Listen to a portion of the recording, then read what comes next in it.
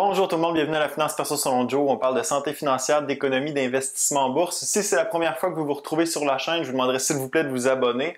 Vous avez simplement à cliquer sur le bouton s'abonner en bas à droite et sur la petite clochette qui se trouve juste à côté. De cette façon, lorsque je vais publier une nouvelle vidéo, vous allez être notifié. Aujourd'hui, j'ai décidé de vous présenter les 10 actions d'entreprise les plus populaires chez les milléniaux. Alors, c'est basé sur une recherche qui a été faite par Apex Clearing, qui est une compagnie d'investissement américaine. Alors, qui sont les milléniaux? Eh bien, ce sont les gens qui sont nés entre 1984 et 1996, donc des jeunes qui aujourd'hui ont entre 24 et 36 ans. Je fais partie des milléniaux. Probablement, certains d'entre vous qui m'écoutez en faites partie aussi. Et l'étude a été faite en analysant plus de 958 000 à compte de gens qui détenaient des actions dans la tranche d'âge de 24 à 36 ans. L'âge moyen était de 31 ans et en moyenne, le solde du compte était de 1800 $. Alors sans plus tarder, je vous présente les 10 actions les plus populaires chez les milléniaux et je vous donne mon opinion sur chacune des entreprises. Alors commençons tout de suite avec la 10e entreprise la plus populaire et j'ai nommé Alibaba. Alibaba, pour ceux qui ne connaîtraient pas l'entreprise, c'est une super compagnie technologique chinoise, donc une espèce d'Amazon chinois qui œuvre dans le cloud computing, dans le commerce en ligne, le commerce de gros, dans les médias numériques et le divertissement. Mensuellement, on a plus de 800 millions d'utilisateurs mobiles et 700 millions de consommateurs. Bien sûr, le marché économique d'Alibaba reste principalement la Chine avec une population d'1,4 milliard d'habitants. Ça en fait un marché économique assez intéressant.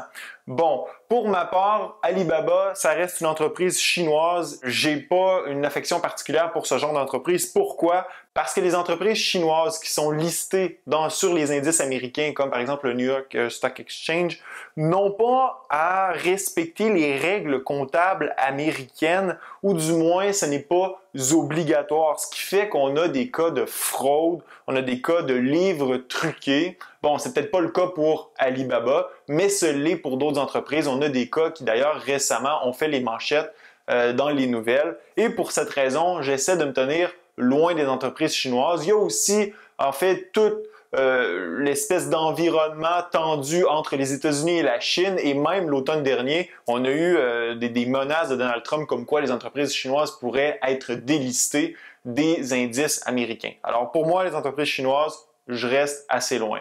Maintenant, passons à l'entreprise numéro 9, AMD Advanced Micro Device, qui est une entreprise de semi-conducteurs. Donc, on fait des microprocesseurs, des cartes graphiques, APU, GPU, etc.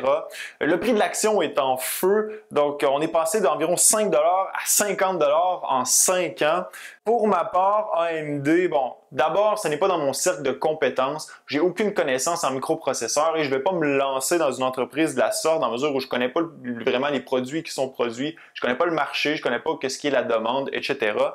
Et bon, c'est un secteur qui est assez compétitif et le seul avantage pour les producteurs de semi-conducteurs, eh bien, c'est le prix. Évidemment, les entreprises vont se tourner vers ceux qui produisent les microprocesseurs à plus bas prix, ce qui fait que c'est difficile de créer une espèce de moat. Il n'y a pas vraiment de branding qui est possible dans ce secteur-là. Donc, le semi-conducteur, ça reste une marchandise au même titre que le minerai, par exemple. Donc, la demande de semi-conducteurs, c'est un peu comme la demande des métaux. Donc, c'est une marchandise. Puis, c'est celui qui, comme je viens de le mentionner, qui fournit le plus bas prix, qui va obtenir les contrats. Maintenant, entreprise numéro 8, Netflix. Bien sûr, Netflix est une entreprise de divertissement qui produit des films, des séries dont tout le monde connaît, dont certaines sont très populaires. Récemment, là, Tiger King qui a fait un peu les manchettes. Donc, c'est produit par Netflix. Les gens aiment ça. Les gens s'inscrivent à Netflix. C'est un service qui est populaire d'ailleurs auprès des milléniaux qui de moins en moins s'abonnent au câble conventionnel. Je ne sais pas pour vous, mais pour ma part, j'ai pas d'abonnement de câble, j'ai même pas de télévision.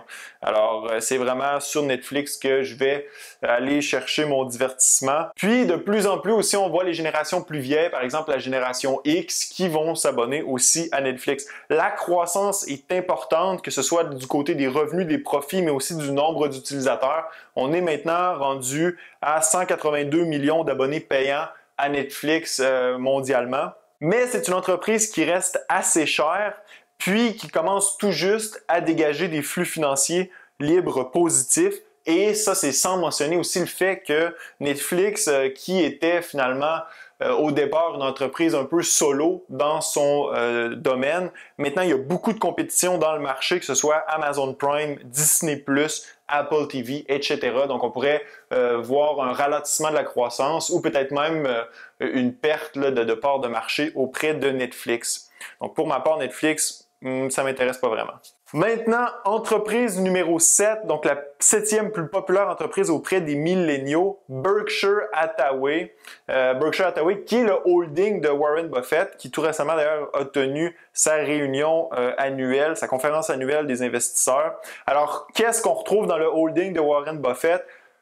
Des compagnies d'assurance comme Geico, de la production industrielle, des commerces de détail, des chemins de fer, de l'énergie et des services. Donc, on a plusieurs entreprises, on a une espèce d'éventail d'entreprises dans ce holding. Et on a aussi un portefeuille d'investissement dans lequel on trouve de grandes entreprises américaines, dont Apple, Coca-Cola, GM, Kraft Heinz et plusieurs banques américaines. Alors, pourquoi cette entreprise est populaire auprès des milléniaux? Évidemment, c'est en raison de son CEO, donc Warren Buffett, qui reste un modèle d'investisseur pour plusieurs jeunes investisseurs qui le suivent et qui tentent de répliquer son modèle d'investissement. C'est un peu une figure modèle de l'investissement, ce qui fait que bon, l'entreprise peut être attirante pour plusieurs investisseurs. Maintenant, entreprise numéro 6, donc la 6e plus populaire entreprise auprès des milléniaux, The Walt Disney Company.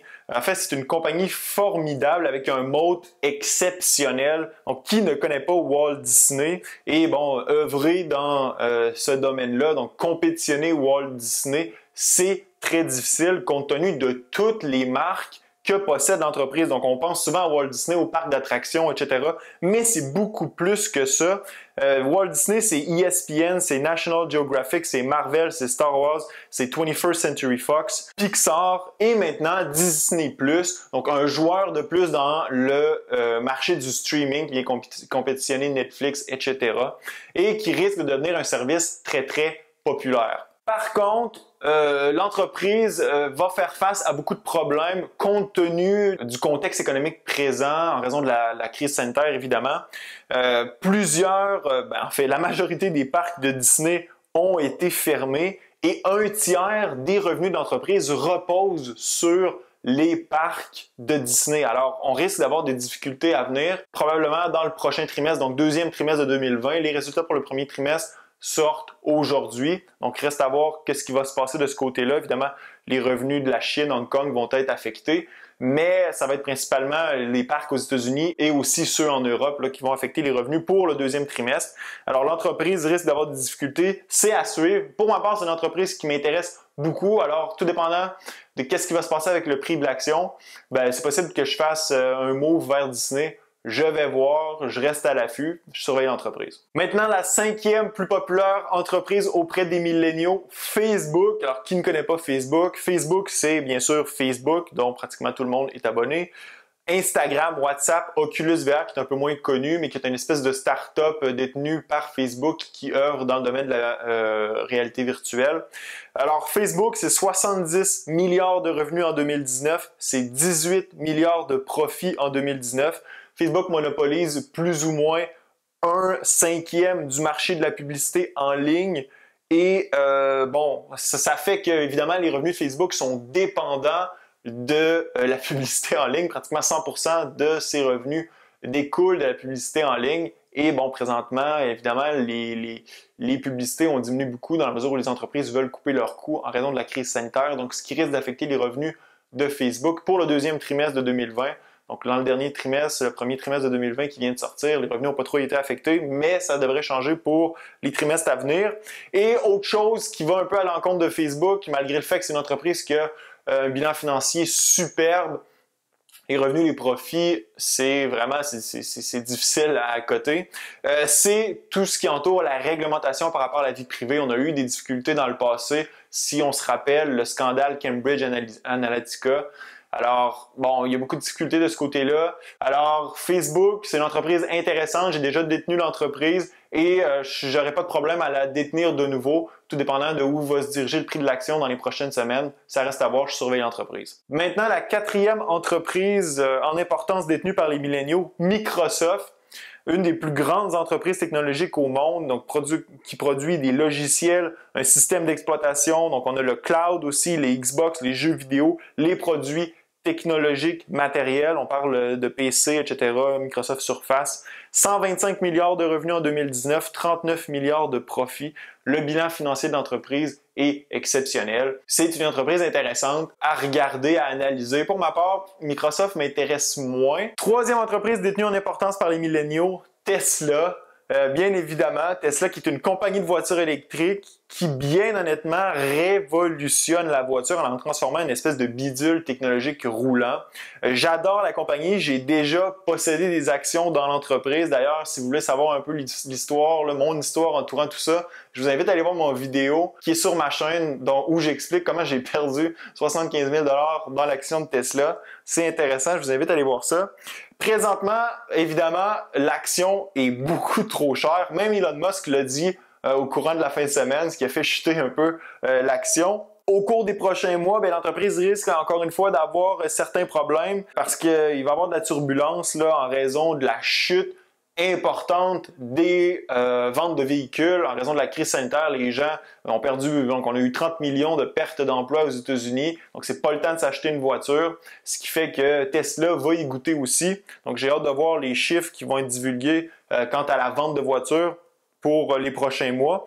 Oui, l'entreprise a atteint la profitabilité, ça fait quelques trimestres qu'on est profitable, mais ça ne devrait pas continuer, du moins pour peut-être possiblement le prochain trimestre, peut-être les 2 prochains trimestres. Alors aussi, on a beaucoup de volatilité qui est associée au titre. Donc c'est une entreprise que oui, je pourrais réinvestir dedans, mais il faudrait vraiment que le prix de l'action chute. Là. Présentement, le prix de l'action est beaucoup trop élevé. Deuxième entreprise la plus populaire auprès des milléniaux, c'est Amazon. Amazon qui est détenue et qui a été fondée par Jeff Bezos au cours des années 90. Donc l'entreprise qui a débuté comme une espèce de start-up de vente de livres en ligne a réussi à survivre la dot-com bubble, la bulle Internet, puis présentement est en train de manger tous les commerces. C'est une espèce de révolution commerciale, donc ça a changé notre façon de consommer pour le mieux, à mon avis, dans la mesure où on n'a plus besoin de se déplacer pour consommer, on se rend en ligne, on a les commentaires des gens qui ont acheté l'objet, on commande l'objet, on l'a le lendemain chez nous sans avoir à prendre notre voiture, etc. 280 milliards de revenus en 2019. L'entreprise emploie 840 000 personnes. C'est un des plus grands employeurs dans le monde. Amazon, c'est Amazon Web Services, c'est la vente en ligne, c'est Amazon Prime qui, encore une fois, vient compétitionner Disney, vient compétitionner Netflix. C'est une entreprise qui est chère, oui, bon, on parle du prix de l'action, 2300 $, mais aussi qui est chère en termes de valeur, c'est-à-dire que le price to earning ratio est assez élevé. Oui, il y a un futur brillant pour l'entreprise dans la mesure où de plus en plus de gens vont utiliser les services compte tenu, par exemple, de la crise sanitaire actuelle qui risque de changer les habitudes de consommation et des gens qui n'avaient jamais utilisé les services d'Amazon les ont probablement utilisés et vont continuer à les utiliser. Amazon reste une entreprise intéressante. Pour ma part, je suis pas encore rendu là, à vouloir acheter l'entreprise, mais bon, je garde un œil, puis c'est pas impossible que dans le futur, j'investisse dans l'entreprise. Et maintenant, roulement de tambour, quelle est selon vous l'entreprise la plus populaire auprès des milléniaux? Et bien sûr, j'ai nommé Apple. Apple qui est une compagnie formidable qui offre des produits de qualité prisés par les milléniaux justement.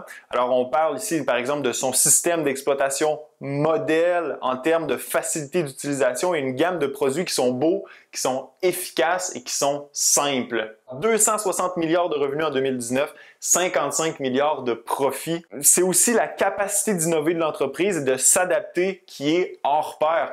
Par exemple, en pleine crise sanitaire où évidemment on risque d'avoir des problèmes économiques dans le futur, non seulement actuellement, mais aussi dans les prochaines semaines, les prochains mois à venir, Apple a lancé un nouveau iPhone, l'iPhone SE, qui est un iPhone économique, donc prix américain 399 $. C'est probablement le téléphone le plus performant dans sa catégorie, c'est-à-dire qu'on a pris le boîtier d'un iPhone 8 et on y a inséré les composantes du iPhone 11, ce qui fait que c'est un téléphone avec une prise en main exceptionnelle, un prix peu dispendieux et avec une performance incroyable. J'ai hâte de voir comment vont se dérouler les ventes de ce produit, mais compte tenu de la situation économique, de la conjoncture économique, ben ça me surprendrait pas qu'on ait de bonnes ventes là, du iPhone SE. Ensuite de ça, c'est une entreprise qui redonne beaucoup d'argent à ses investisseurs. On a encore accordé plus de 50 milliards de rachats d'actions. Et bon, on n'a pas seulement là, la vente de matériel technologique chez Apple, on a aussi la vente de services dont la croissance là, en termes de part de revenus est en augmentation depuis déjà plusieurs trimestres. Alors, je vous présente finalement la liste des 10 entreprises les plus prisées par les milléniaux à l'écran. Dans la zone commentaire, laissez-moi savoir si vous détenez certaines de ces entreprises ou si vous comptez en acheter. Ce fut un plaisir d'être avec vous. À la prochaine.